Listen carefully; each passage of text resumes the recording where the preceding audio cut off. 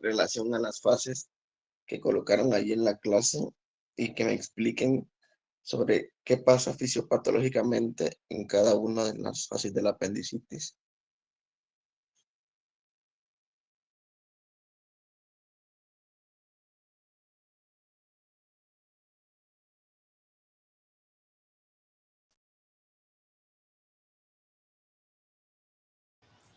Bueno, yo tengo entendido, Doc, que en cuanto a las fases, tenemos cuatro, ¿no?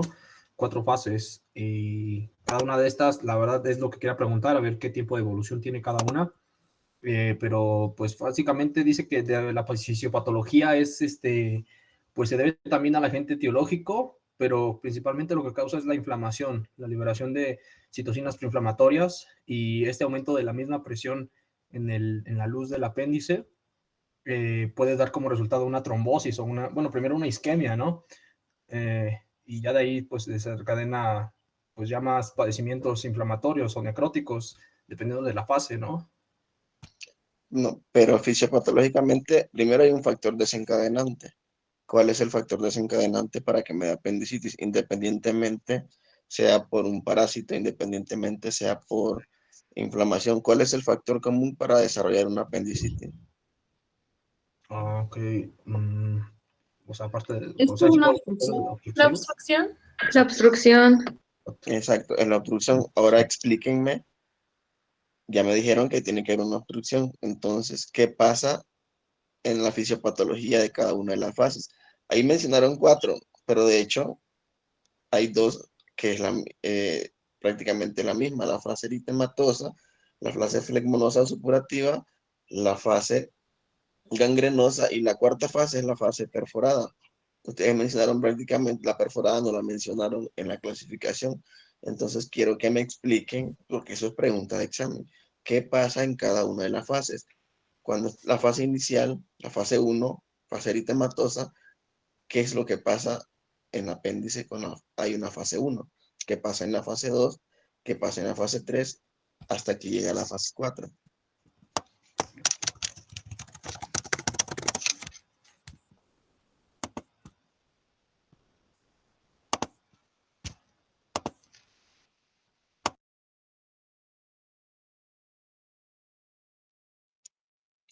A ver, Bueno, chicos, hay que aplicar en la clase. Si no, voy a empezar a pasar lista y ya llamar por lista.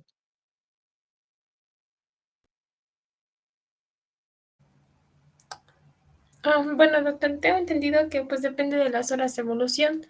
Entonces, en la eritematosa, que es la primera, pues aquí puede haber un aumento de secreción y de la presión intraluminal.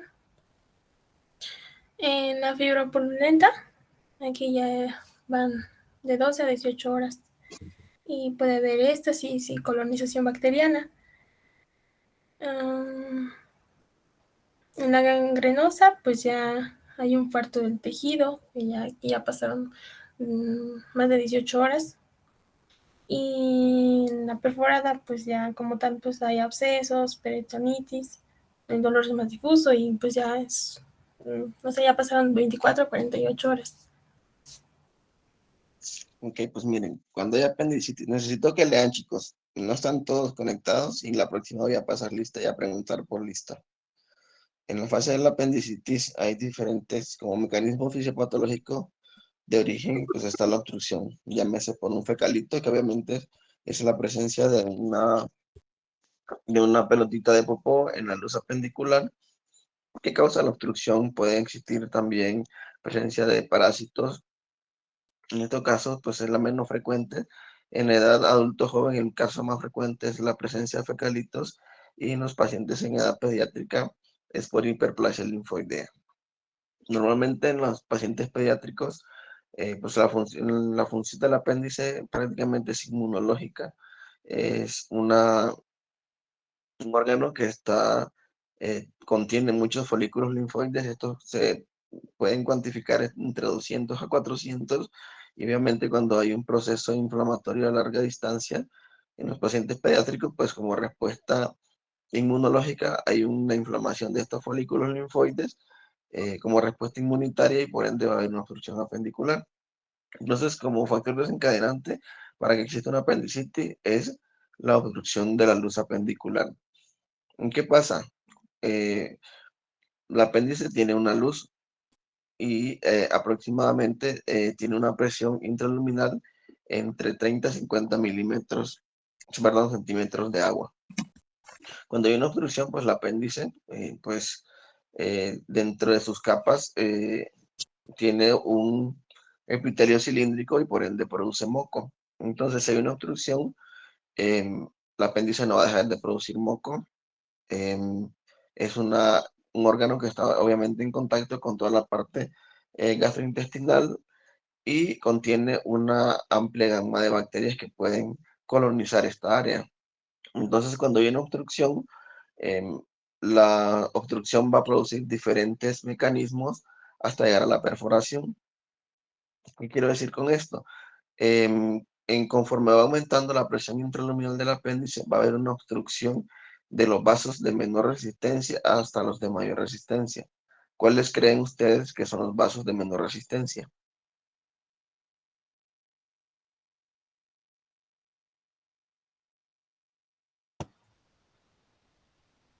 Hola, ¿hay alguien ahí con vida? De menor resistencia, o sea, no referente a los capilares, Doc, o se refiere a las arteriolas. ¿Cuáles son los tipos de circulación que existen en una persona? La circulación linfática, la circulación venosa y la circulación arterial. ¿Cuáles son los vasos de menor resistencia? ¿Las venas?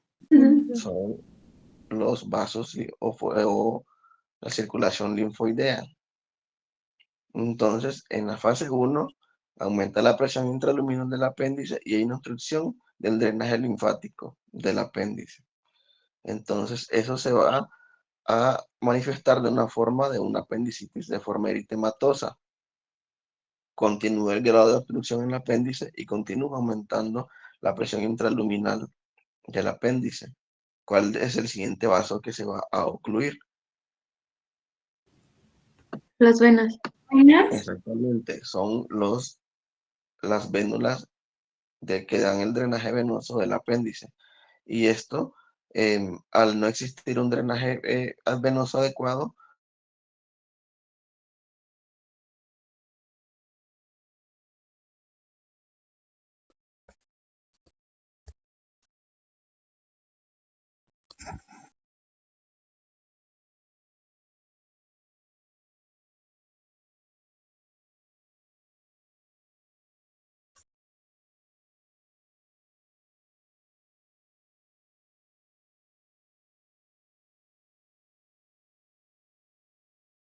centímetros de agua intraluminal del apéndice, vaso es la arteria. Entonces, ¿qué pasa? Ahí sí entra. Entonces se produce la fase isquémica o la fase gangliosa 3. Continúa la obstrucción, produce la presión final, ningún se obstruye, ya la pared del apéndice está totalmente que ya es 4. Entonces, esas son las 4 fases del apéndice, de forma sencilla, con la base fisiológica o fisiopatológica de la enfermedad. ¿Me entendieron? Sí. Sí, En el diagnóstico del apéndice, sí revisaron un poco, que no creo porque nadie está participando en la clase, la importancia de los signos apendiculares. Me va a demostrar de que puede variar la localización del apéndice. Mencionaron que el apéndice puede estar preilial, que el apéndice puede estar retroilial, puede estar retrocecal. Entonces, de ahí la importancia de los signos apendiculares y poder nosotros traspolar cuál es el signo apendicular que nos va a orientar a la presencia o localización del apéndice vermiforme. ¿Cuáles creen el principal localización del apéndice? Es de localización retrocecal. ¿Cuáles de los signos que ustedes me mencionaron creen que es el que me va a confirmar que el apéndice se encuentra en localización retrocecal. Mark ¿El Borney. psoas? Era el psoas. Exactamente, es el signo del psoas. ¿Cómo se hace el signo del psoas?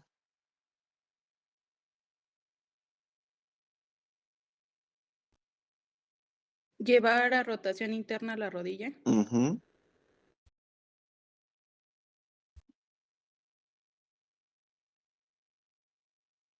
Sí, explíqueme bien eso. Bueno, se coloca el paciente en el cúbito supino y lo que hacemos es tomar la pierna del paciente, flexionarla, hacer rotación interna de la rodilla hasta que encuentre, bueno, el pecho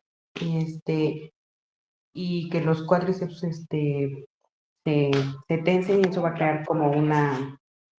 Como un 4. como un cuadro y entonces nos va a indicar si hay dolor al momento de flexionar la rodilla hasta el pecho. De hecho, ese signo que están explicando no es el del psoas, es el signo del obturador. El de psoas es al extender la pierna. Exactamente. Ustedes elevan la extremidad hacia arriba, la flexionan y hacen resistencia contra la fosa ilíaca derecha, que puede ejercer el paciente a nivel del abdomen. Al elevar la pierna, hacen una presión y esto va a hacer que el apéndice que está en localización retrocecal entre en contacto con el signo, con el psoas. Y esto es lo que me va a dar la presencia del dolor característico ante ese signo. A diferencia del obturador, que cuando cruzamos la pierna en forma de 4 y hacemos una ligera extensión de esta, lo que me va a traducir es una localización del apéndice en localización pélvica, que son los dos sitios más frecuentes de la localización. Primeramente la retrocecal y posteriormente la localización pélvica. Hay otros signos que ya lo mencionaron, que está el signo de Rousin, que es un signo clásico, que prácticamente el 98% de los pacientes con signo de Rousin prácticamente estamos confirmando que contiene una apendicitis aguda. Cuando ya hay perforación y hay peritonitis diseminada, encontramos un signo que se llama signo de Gennaut de Musi, que es un signo que prácticamente hay datos de irritación peritoneal, dolor a la descompresión en cualquiera de los 4 cuadrantes del abdomen. Signo clásico, tenemos el signo de McBurney, que es dolor a la presión en el punto de McBurney, a la descompresión. Entonces, estos signos nos van a orientar a qué pacientes pues tienen datos de un abdomen quirúrgico y cuándo operar. Me pueden mencionar, porque esos son signos de apendicitis aguda, ¿cuál es la diferencia entre signos y puntos apendiculares? O más bien, ¿cuáles puntos apendiculares conocen? Está el de McBurney, el de Lance y el de Morris.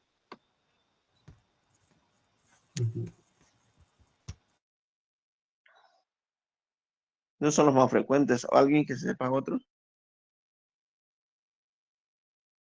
Robson y el del psoas también. Eso, recuerden lo que Esos son son signos. signos apendiculares y puntos apendiculares.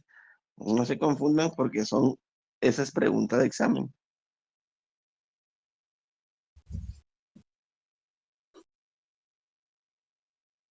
Y también es importante eso porque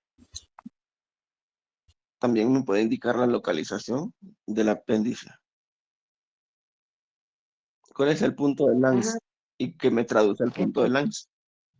El punto de Lance va a ser un punto que va a estar como en la convergencia de la línea interespinal, en el borde externo del músculo recto anterior derecho. Uh-huh. Y pues nos va a traducir, bueno, no sé qué nos puede traducir. Bueno, es que se supone que los puntos apendiculares nos sirven para ubicar al apéndice. Esa es la diferencia entre los signos apendiculares, porque los signos son manifestaciones clínicas y los puntos dolorosos apendiculares nos van a dar la ubicación del apéndice. Uh-huh. Entonces el punto de Lance, si se fijan, si como lo mencionaron, en el borde externo del músculo recto en la porción derecha. Entonces, Esto me puede orientar que el apéndice está en localización pélvica. El punto de Morris.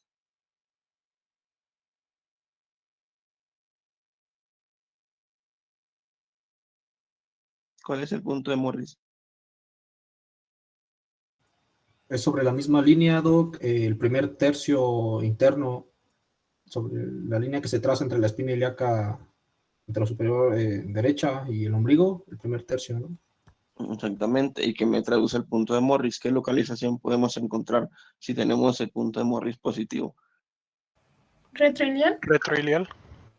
Exacto.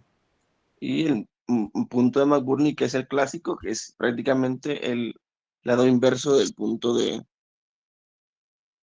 Morris, que es en el tercio externo de la unión de la espina ilíaca anterior superior con la cicatriz umbilical. Y esto pues es clásico en los apéndices en posición retrocecal. De hecho, hay muchos puntos apendiculares que también debemos de conocer, pero con los más clásicos es frecuente. Por mencionar, tenemos el punto de Kopp, tenemos el punto de Lessen, tenemos el punto de Boilemire. Entonces son puntos apendiculares o puntos dolorosos apendiculares que también están presentes y sí deben de conocerlo, porque pues al final pues vamos a encontrarnos con algún paciente con apendicitis. De hecho, es la cirugía de urgencia más frecuente realizada pues, en todo el mundo. Entonces, vamos a encontrarnos siempre con estos pacientes. Menciónenme cuáles son los casos especiales de apendicitis aguda y por qué.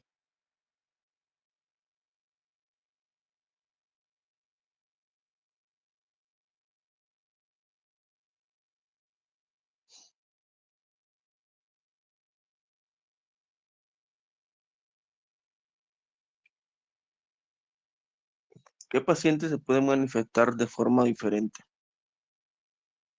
En los En ancianos. embarazadas. Tenemos ancianos, embarazadas, ajá, En niños, Niños.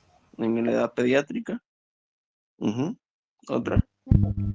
Con personas con VIH, alguna enfermedad Y los pacientes inmunodeprimidos. Todos estos factores pues alteran la respuesta eh, inmunológica y local del apéndice. En los niños y ancianos,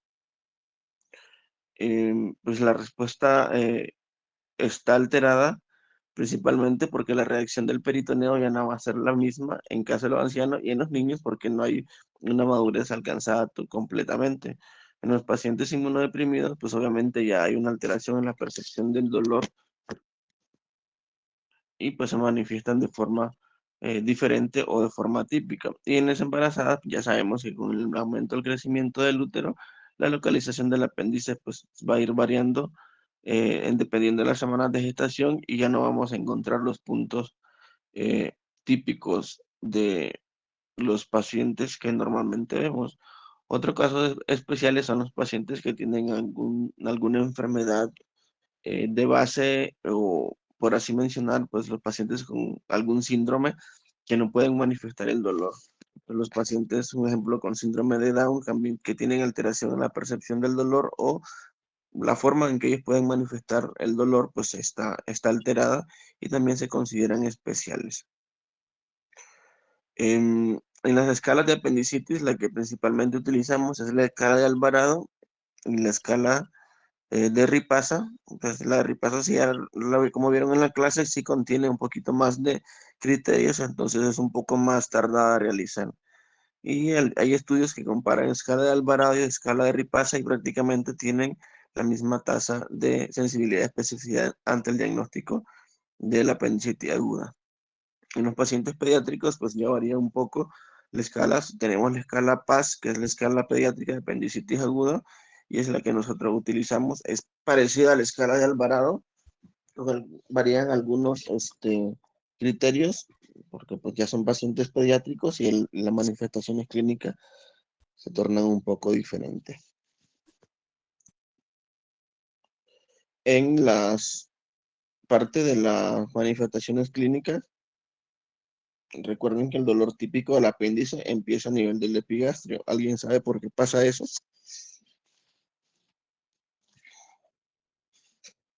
Era por los gases que se libraban y se manifestaban hasta el epigastrio.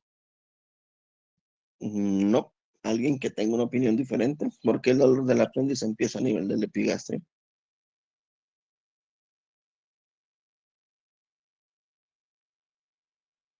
Era por lo del origen embriológico, ¿no? Exacto. Ok, a ver, explícame eso. No me acuerdo. ¿Cómo está dividido el intestino a nivel embriológico? Lo anterior no sabía. Está dividido en 3 partes, un intestino superior, un medio y un inferior. El apéndice de qué intestino depende embriológicamente. Y en la 8ª semana exactamente de gestación, ¿dónde está localizado ese intestino del cual depende el apéndice?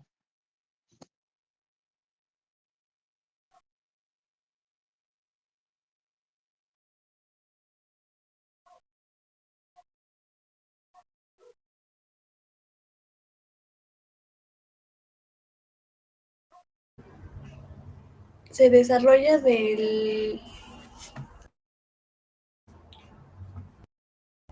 intestino medio. Exactamente. Entonces, ¿cómo diablos llega hasta la fosa ilíaca derecha y por qué se manifiesta con dolor en epigastrio?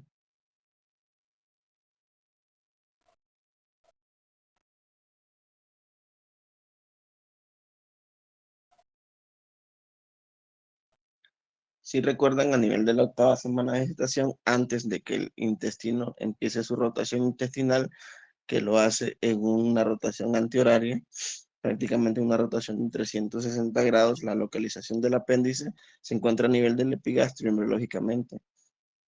Posteriormente, después de la 8ª semana de gestación, que se da la rotación intestinal, estaba descendiendo de forma antihoraria hasta localizarse en la fosa ilíaca derecha.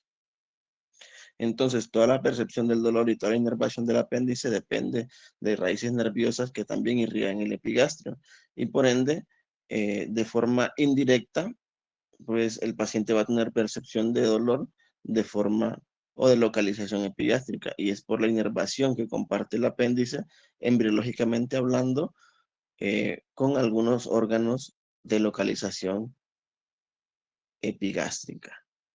¿Nunca habían revisado eso?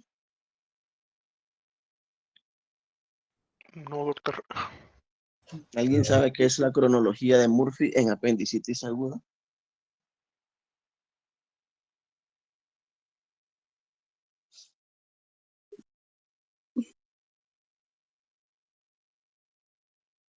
Pues es como la evolución, ¿no, doctor? Que empieza con dolor en epigastrio, que va a irradiar a la fosa ilíaca derecha. Después nos va a dar náuseas, vómitos y anorexia. Después nos da fiebre y pues ya al último como la presencia de leucocitos. Así es exactamente, y es la cronología o la forma de presentación del apéndice que vamos a encontrar en el paciente. En algunas literaturas lo podemos encontrar como solamente como triada de Murphy, que te lo van a mencionar como el dolor, la fiebre y las náuseas y vómitos. Y si lo encontramos como cronología de Murphy, pues es la variación que tiene el dolor que inicia en epigástrico, que posteriormente es migratorio, que se asocia a náusea y vómito, y posteriormente pues la aparición de fiebre y leucocitosis. Entonces es algo que nos puede guiar de que el paciente cursa con apendicitis aguda. Y dentro del tratamiento, pues la apendicitis aguda es una patología quirúrgica que su resolución en el 100% de los casos va a ser quirúrgica. Hay algunos estudios, pueden revisarlos, que hablan del manejo médico de la apendicitis aguda, sin embargo, pues tienen una tasa de fallo hasta del 90-95%. Entonces, ¿qué quiere decir eso? Que prácticamente el paciente, aunque se someta a un tratamiento médico, pues siempre va a terminar en un procedimiento quirúrgico. Los abordajes quirúrgicos, pues tenemos varios. Tenemos el abordaje por fosa ilíaca derecha, que lo podemos realizar mediante una incisión de McBurney, Rocky Davis. Antes se realizaba algo que se llamaba incisión paramedia, sin embargo, pues ya no se usa. Algunos cirujanos de la vieja escuela la continúan haciendo, sin embargo, tiene una alta tasa de hernias postincisionales. Esos son los abordajes que realizamos por fosa ilíaca derecha en los casos de apendicitis no complicada, y cuando tenemos sospecha de apendicitis complicada, que pues ya tenemos pacientes con más de 48 horas de dolor de evolución o leucocitosis mayor de 20.000, o en aquellos pacientes que tienen datos de irritación peritoneal que no están localizados en fosa ilíaca derecha, sino ya diseminados en toda la cavidad abdominal, pues hacemos un abordaje con una incisión en línea media que puede ser infraumbilical o, pues, o nos podemos extender en toda la cavidad en dependencia de lo que vayamos a hacer. Y el tercer abordaje es el abordaje laparoscópico, pues de mínima invasión, donde podemos realizar pues, el mismo procedimiento que es la apendicectomía. El abordaje laparoscópico no solamente está relegado a las fases no complicadas, de hecho tiene mayor beneficio en las fases complicadas, porque podemos tener una amplia visión de toda la cavidad abdominal. En el caso que haya colecciones, que haya pus o haya heces en la cavidad abdominal, puede realizar un lavado de toda la cavidad y poder hacer el procedimiento quirúrgico. Y obviamente, ya en dependencia de la habilidad del cirujano, hacer solamente la apendicectomía. Incluso pues se pueden hacer colectomías laparoscópicas, pero eso ya en dependencia si hay una complicación o no durante la cirugía o secundaria al procedimiento, o meramente pues de la apendicitis como tal. Si el cirujano no está entrenado, pues obviamente, o no tenemos los materiales adecuados, pues se convierte la cirugía en una abierta para terminar el procedimiento. ¿Alguien sabe cuál es el método de elección diagnóstico para la apendicitis aguda? He leído que es la tomografía axial computarizada, pero es muy costosa, ¿correcto? Exacto. Es el método de elección. ¿Alguien que me mencione cuáles son los hallazgos tomográficos de una apendicitis aguda?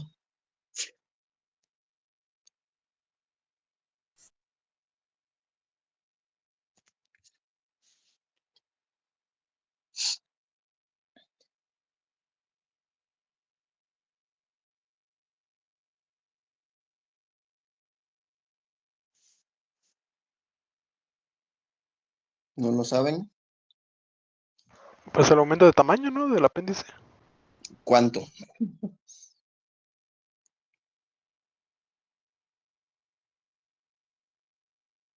Creo que era mayor a 7 milímetros. Ya están establecidos exactamente por milímetros. Diámetro apendicular mayor o igual de 6 milímetros. El grosor de la pared mayor de 2 milímetros. Había líquido también, ¿no, Doc? Sí, exactamente, presencia de líquido libre, la presencia del apendicolito en la luz del apéndice y el aumento de la densidad de la grasa periapendicular. Son los signos tomográficos de apendicitis aguda. Todo eso que estoy preguntando son preguntas de examen. Diámetro mayor de 6, grosor de la pared mayor de 2, el aumento de la densidad de la grasa, presencia de líquido libre y la presencia del apendicolito. Son los signos tomográficos de apendicitis aguda y tienen una sensibilidad y especificidad mayor del 98%.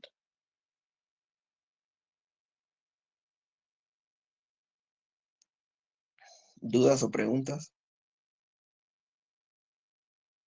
Yo, doctor, había escuchado algo así de un signo, bueno, no, no sé si es un signo específicamente, pero es algo así de la diana, que creo que era en radiografía, ¿no? La radiografía no nos sirve prácticamente para el diagnóstico de la apendicitis aguda.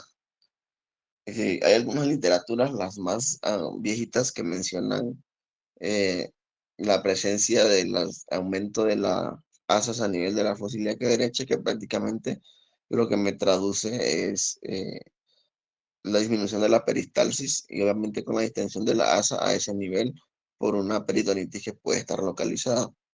Difícilmente vas a encontrar en una radiografía de abdomen que vayas a ver la luz del apéndice porque el signo que me mencionas, que es el signo de la diana, es cuando se ve un corte transversal del apéndice y vamos a ver engrosada la pared. Ese signo que tú me mencionas lo encontramos, pero por ecografía, no por radiografía. Y el detalle con el ultrasonido para diagnóstico de apendicitis aguda es que es operador dependiente. Entonces, podemos tener una apendicitis, pero si el radiólogo, el ultrasonografista, no está entrenado para dar un diagnóstico o tiene un ojo no hábil para detectarla, entonces no la va a localizar. Ok, ya. Gracias, doctor. Doc, otra duda. Oiga, si tengo un paciente que no le puedo tomar tomografía, ¿puedo hacer otro método diagnóstico? Pues con método diagnóstico como tal, pues está el ultrasonido, pero como te menciono, es operador dependiente. Ok. No hay un método diagnóstico de laboratorio que me vaya a decir que el paciente tiene apendicitis. ¿Qué vas a encontrar? Obviamente datos de respuesta inflamatoria sistémica, aumento de los leucocitos, vas a encontrar el paciente febril, vas a encontrar el paciente con taquicardia, pero no hay un examen de laboratorio que te pueda definir que el paciente tiene una apendicitis aguda. El diagnóstico clásico pues es clínico. Así en el 90% vas a encontrar ¿Triada de Murphy? la cronología o triada de Murphy, pues y los signos y puntos apendiculares que ya mencionamos. Pues, pero no vas no vas a encontrar un método diagnóstico de laboratorio que te pueda decir el paciente tengo inflamada el apéndice.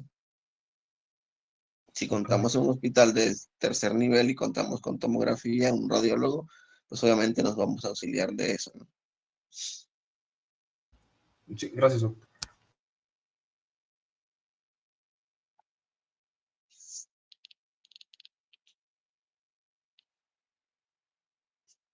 ¿Dudas, preguntas? Y ya por último, Doc, ¿qué antibióticos puedo usar en este paciente? ¿Metronidazol y cefalosporinas? Lo ideal es usar cefalosporinas de tercera generación y se acompaña de metronidazol. Pero de elección, obviamente, cuando entramos a un procedimiento quirúrgico, tenemos que realizar o tomar cultivo siempre dirigido, porque no siempre están las mismas bacterias que están colonizando.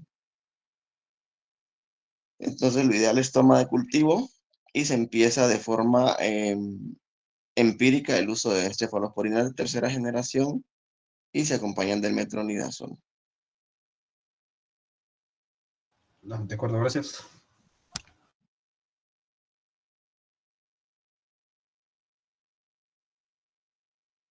Doc, otra pregunta. Sí, escucho. En el caso de tener una medicación complementaria como los analgésicos, ¿cuál sería la elección?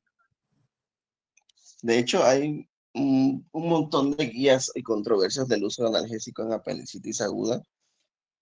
Cuando ya tenemos un paciente con apendicitis aguda, el dolor, a pesar del uso de analgésico, no se va a modificar. O sea, ya tienen el paciente ya con dolor en fosa derecha, el cuadro clínico de apendicitis, y hay médicos, cirujanos de la vieja escuela o médicos generales que dicen, no, no hay que ponerle analgésico porque vamos a modificar la evolución de la enfermedad. Sin embargo, si recuerdan parte de la fisiopatología del dolor, el dolor característico del apéndice y al final es un dolor de tipo parietal que se va a dar prácticamente por el contacto del apéndice con el peritoneo parietal.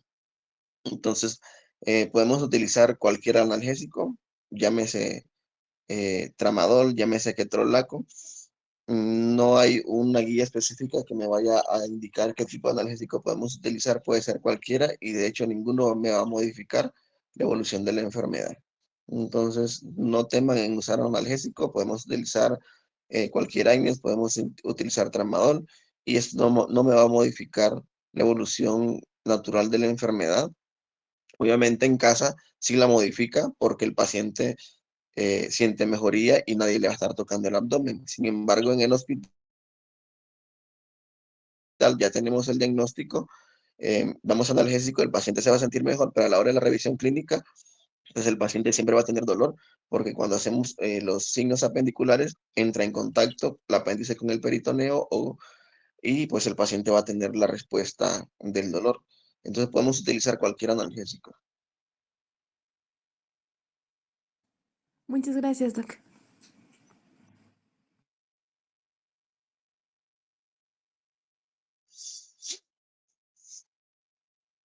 Podemos ver la siguiente clase.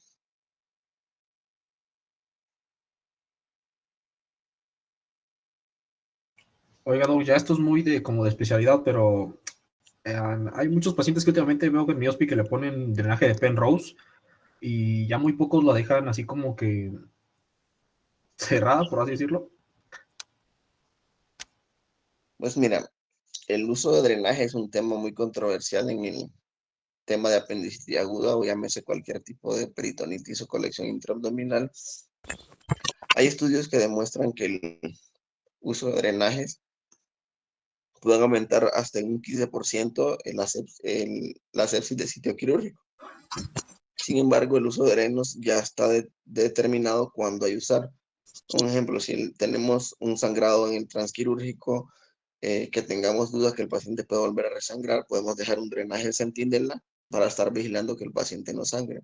Si el paciente ya tuvo una colección intraabdominal y hay mayor riesgo de que se pueda formar una nueva colección, pues dejamos un drenaje.